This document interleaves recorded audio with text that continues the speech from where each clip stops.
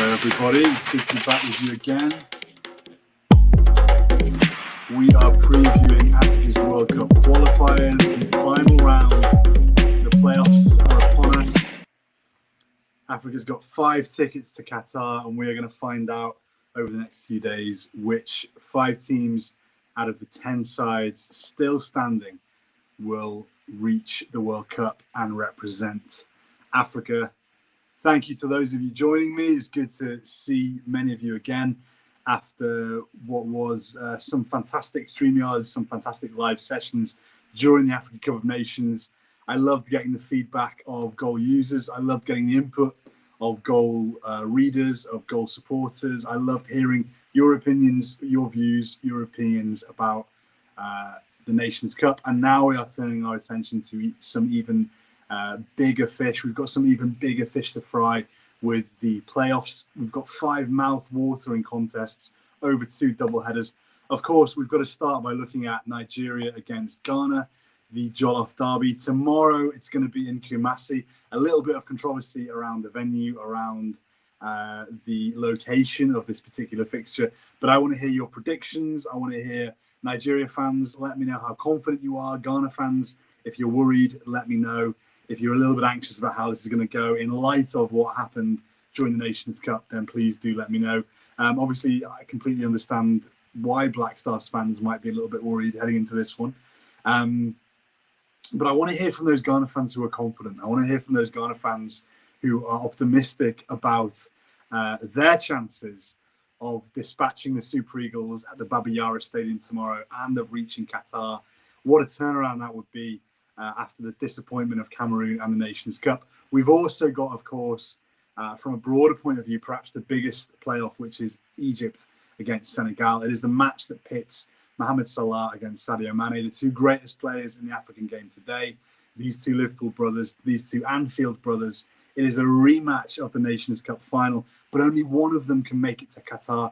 Who is it going to be? Is it going to be Sadio Mane and Senegal? Is it going to be Mohamed Salah and Egypt? Let us know your predictions for that one, and also let us know how disappointing it is to only be able to see one of them in Qatar. I mean, it's a real shame that either Salah or Sadio Mane aren't going to be present in Qatar, but that's the way qualification goes. That's the way this draw goes, and at least we have a mouth-watering double-header before us. That begins in Cairo on Friday.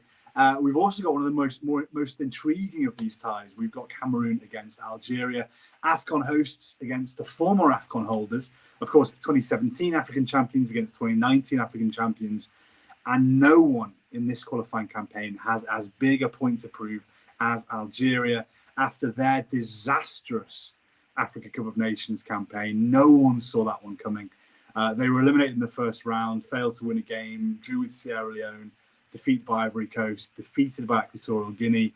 Some people are writing them off. Some people are saying that that was the end of that team. They're too old, they're too complacent, and they're going to be exposed again in Nations Cup, in World Cup qualifying. I'm not convinced. I think Algeria could have a sting in the tail. We've also got DR Congo against Morocco, if you want to talk about that. If you want to talk about Hakim Ziyech not being chosen, now retiring from international football, Nusser Mazraoui as well of Ajax retiring. And also we've got Mali against Tunisia. Mali, the only team still standing in African World Cup qualifying who have never been to the tournament before.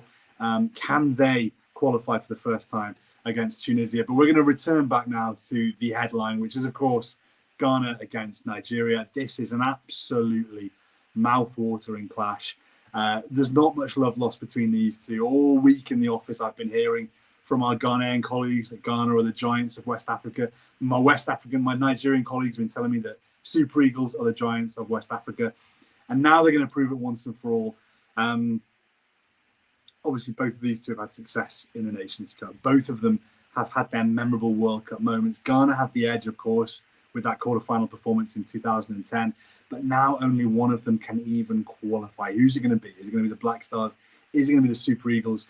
And tell me, how important is it that this first match has been moved to Kumasi from Cape Coast? How important is it that Ghana have got the venue changed and they've got that psychological edge heading into that first match? They've got a great track record in Kumasi.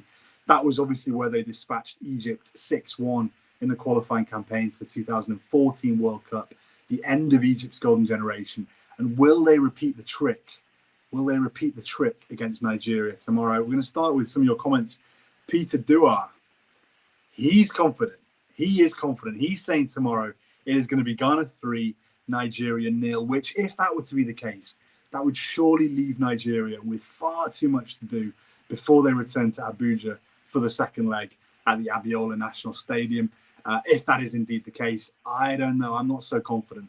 Let's talk about some of the players who are missing and some of the players who are going to be present for tomorrow's game. From a Nigeria point of view, obviously they are without number one goalkeeper, Maduka Okoye.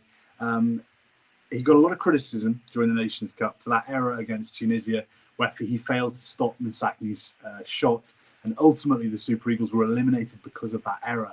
However, he is Nigeria's undisputed number one, and while some of you may not be happy because he looks a bit too good between the sticks, and maybe some of the Nigerian fans get a little bit distracted, at the same time, he has brought an air of composure to that defence. They look quality during the group stage of the African Cup of Nations during the African Cup of Nations. And losing Okoye, in my opinion, is a big loss for the Super Eagles, because it's going to be Francis Uzoho who comes in between the sticks, likely. And I don't think that we saw from Uzoho the same level of understanding between defence and goalkeeper that we saw from Okoye. That's a worry for me. That's something that I think that Ghana can look to exploit. Real uncertainty there between the sticks. We've got another Ibrahim Diko here. The gods have spoken. Ghana 3, Nigeria 1. So there are some of you out there who are backing the Black Stars to get the job done. This is going to get a bit silly now from Kale. He's saying Ghana would win 5-0. Actually, I say it's silly, but as we saw in 2013, that victory, Ghana 6, Egypt 1, it was an absolute bombshell in African football. It was the end of the Pharaohs, the end of the golden generation. Ghana romped to the World Cup. A lot of people doubted them. Could Ghana spring another surprise? Maybe 5-0 is, it appears a bit far-fetched, but Ghana have done this kind of thing before. So Maduka Okoye is going to be out. Francis Uzoho, we expect, is going to come in. Let me know, how worried are you, Nigeria fans, about this change of goalkeeper? How big a loss, how big a setback is this for the Super Eagles to have Francis between the sticks rather than Maduka Okoye? Or actually, are you happy? Do you think actually Francis Uzoho, what he showed at the World Cup in 2018, what he showed in the past, he actually deserves a chance to come back into the side and make a big impact for the Super Eagles? Let me know how bothered, how worried you are about Uzoho coming in instead of Okoye. Let's get a few more of these comments up there. Henry, Egypt won Senegal in the first leg. Thanks, Henry. You're sitting very nice on the fence there. Maybe that's going to be the score, but let us know who's going to go through, because, of course, only one of these two can go through to the World Cup. Gaius, he says it's going to be an easy win for Nigeria. He's obviously confident after what we saw from Ghana during the Nations Cup, which was, quite frankly, a dismal display by the Black Stars in Cameroon. They got off to that opening defeat by Morocco. Then there was that draw with Gabon, where they had the game under control until the latter stages. Even Gabon without Pierre-Emerick Aubameyang, got the draw. And then that final game against Comoros, where they were defeated 3-2 against lowly, tiny Comoros. Obviously, Andre Ayew sent off in that game. He's suspended for tomorrow's match. Ghana have a massive point to prove. And unless there is a dramatic improvement from what we saw at the Nations Cup, I do think Nigeria are going to get the job done. Let's see some of your other opinions here. Kwarteng, speaking from Ghana, he's backing Ghana to get the job done in the first leg. But Festus, he says, dream on, Kwarteng Ebenezer. Dream on, bro, he says.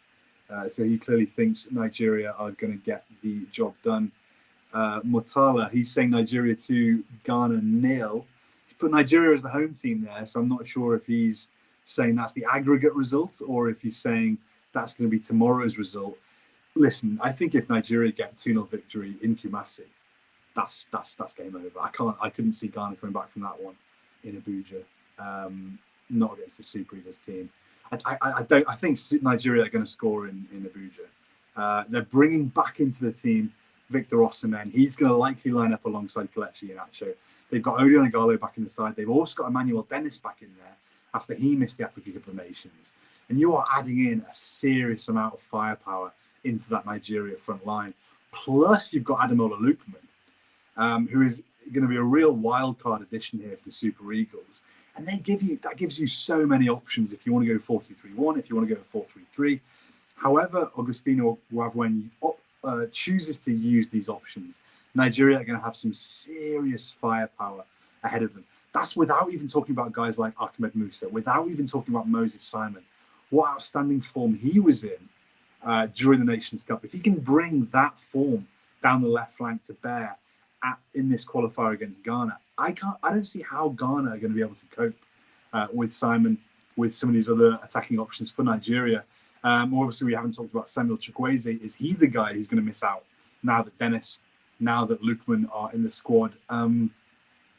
Nigeria have such a wealth of attacking options that I mean, that Ghana defense, if they're anything like they were against the Comoros, there is no way they're going to be keeping this Nigeria strike force at bay. It's just not happening.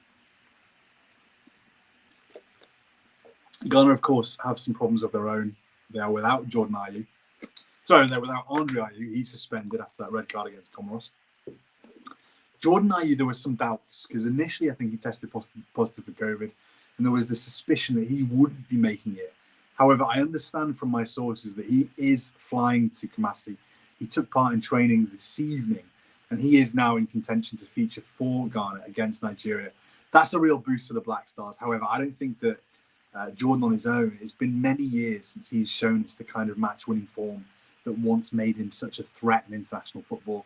And certainly based on what we saw at the Nations Cup, where him and Andre looked very isolated, I don't know if there is that threat there. He's obviously been criticised for his scoring record in the Premier League. I don't know if there is that threat there that Nigeria should be too worried about. And a massive boost for Nigeria as well, that Ghana are going to be without Kamaldeen Sulemana, the bright young thing of Ghanaian football, likened to Kylian Mbappe for his footwork, for his speed, for his direct running in wide areas. And he is a real threat, particularly as Nigeria look to push forward, look to control the game. Having a guy like Sulemana who can really hurt you on the counter-attack is lethal. He's not going to be there.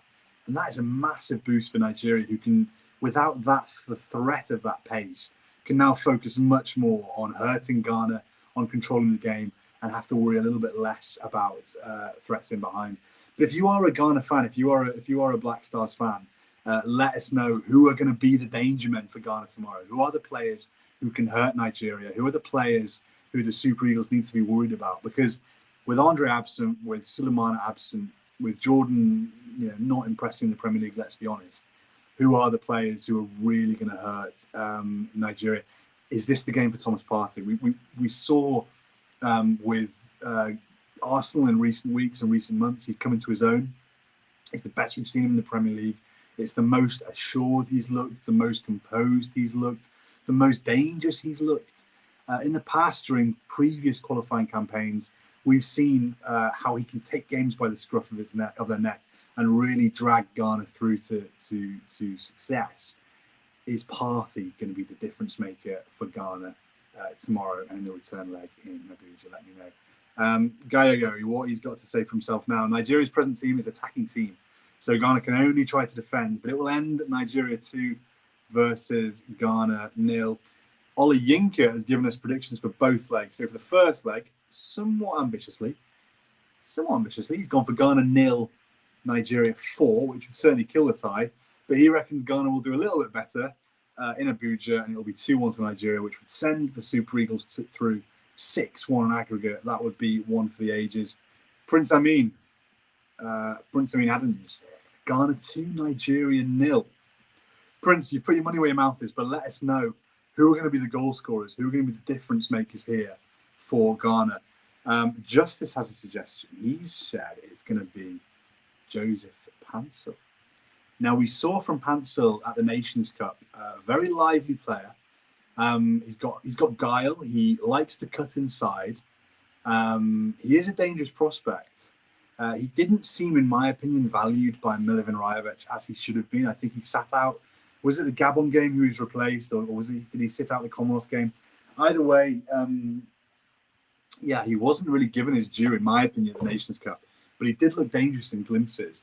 And I think Pansel, I think that's a great shout. I think that is, George, I think that is the first sensible thing you've said all day, because he is a player who can certainly hurt Nigeria if he's used correctly, and Nigeria must not sleep on Joseph Pansel. He is a player who can do some damage. We also need to talk about, I'm talking here about Partey. We've got to talk about Nigeria's midfield, because I'm going to be honest, guys, I am worried.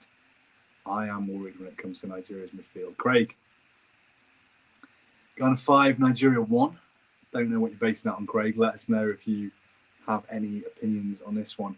We've got a bit of a debate going on here as well in the comments. So Gaio is saying Osimhen is in good form, so expect a goal from him.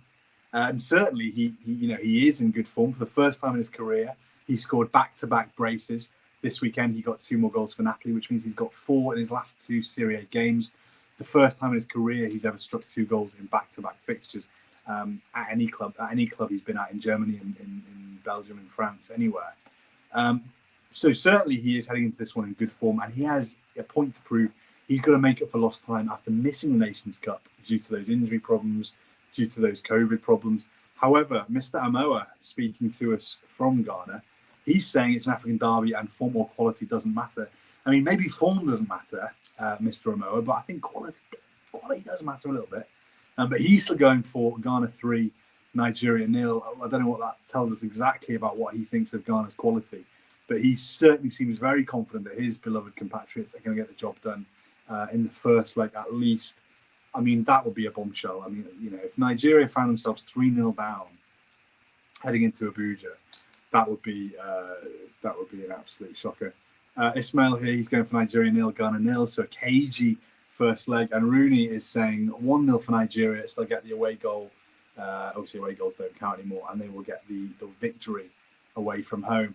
But guys, I want to talk about Nigeria's midfield, because I'm, you know me, I'm a worrier. I do get concerned sometimes.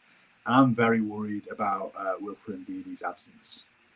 I know a lot of us here, we are massive admirers of Ndidi. We know what he brings to the table. We appreciate his qualities, even if the wider footballing fraternity maybe doesn't. However, he's going to be missing against Ghana with this injury, this medial ligament injury he suffered for Leicester against Stade Rennais. And what is that going to mean for the Super Eagles to be without Ndidi in the heart of the park? This is the one thing, I think, maybe as well as the goalkeeper, this is the one thing where if I'm a Ghana fan, if I'm a Ghana player, I'm thinking we can win this midfield battle. We can absolutely control that midfield with Thomas Partey and with Idrisu Baba. And if we do control the midfield, then anything is possible. And Ndidi is such a big loss for the Super Eagles. We've talked about who can replace him on goal pages. Iguavoen made amends for his error in omitting Innocent Bonk from the squad by including Innocent Bonk into the team, and hopefully with an apology, because I think it was an appalling decision by the NFF to miss Bonk out of the squad when it was first announced, particularly considering what he's been doing in Ligue 1 with FC Lorient since he moved to France. And I would start Bonk in there instead of Ndidi. I think he's a decent like-for-like replacement. I think he's in good form. He's confident. He's been testing himself at a high level in France, and he is who I would put in that midfield. However, I fear that Nigeria won't do that. I fear that with Bonk having not been included in the squad originally, I fear that Iguavoen is instead going to go for Peter Etebo, or he's going to go for Frank Onyeka. And both of these two, decent players, but both of them concern me. Etebo is not a similar player to Ndidi. He is energy, he is dynamism, he will push forward, but he is not that midfield destroyer you need. And plus, he's only played 1 game for Watford as a sub since he got injured in, was it September, October? So he is lacking match sharpness, lacking match fitness, and it would be a massive gamble. I don't know why he was included in the squad, to be honest, as a starting point. But it would be a massive gamble for Nigeria if they were to throw in Etebo from the start against their fierce rivals Ghana for only his second competitive game since the end of September. That option, to me, shouldn't even be on the table. Onyeka, more of a like-for-like option for Ndidi. He hasn't had the injury problems. He did only play, I think, about 15 minutes at the Nations Cup. So there were questions there about why Iguavoen didn't use him more in Cameroon. But he's also only been a bit part player for Brentford in recent times. I think he's played about 70 minutes, 90 minutes in the Premier League since the end of the Nations Cup, which again, there are questions there about his sharpness, questions about his match fitness. He could be a decent replacement for Ndidi, but he's not heading into this game in the right conditions. Which other options have you got? Semi Ajayi has looked clumsy in the past in a central midfield role. Abdullahi Shehu has been used at right back. Could you use him in the defensive midfield role? It's an option. He's clearly got admirers in the NFF. I don't know. I'd feel much more confident with Bong. I think a quick mention for Eddie Onazi, who's been borne the brunt of some ridicule, of some criticism for being included in the squad and the standby list. Listen, it's not his fault he was included.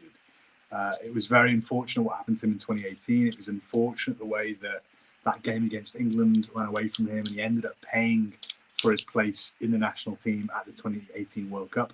I was happy to see him get an opportunity to come back into the side and make amends this time around.